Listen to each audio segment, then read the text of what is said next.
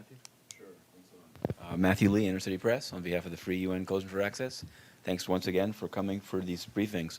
I wanted to ask, I saw an article while you were in Sudan where it said that the access to Blue Nile and southern Kordofan is conditioned on not giving any assistance to rebels. And I wanted to know how you construe that in the sense of, like, would that include, people who have joined the armed groups' families? How exactly are you going to interpret that? And also it's good to hear an upbeat presentation on Somalia. I wanted to know did you have any discussions about Somaliland or Puntland, these two regions? When you said state building, do you think, are these being integrated into the country in terms of the humanitarian efforts? And I wanted to, as a third one, something that's not even apparently on the radar, I wanted to ask if OCHA is doing anything about these floods in the Tindouf camps. There's apparently, like, almost all the housing was destroyed, and so I wanted to know, is there like an appeal? What's happening with that? Thanks.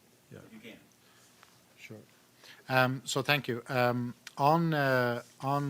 the aid to rebels, this is just again in accordance with standard practice that rebels don't take the aid from the humanitarians.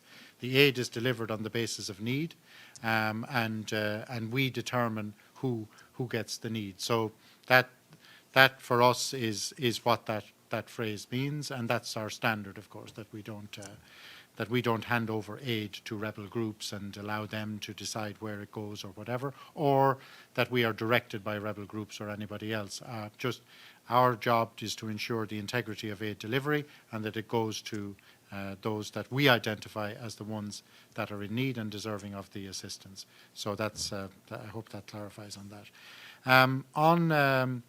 On Somalia, in terms of Puntland and Somaliland and the reference to state building, obviously as a humanitarian we're not involved in that process, but I'm just recounting what people were talking about in terms, as they said, in terms of progress being made.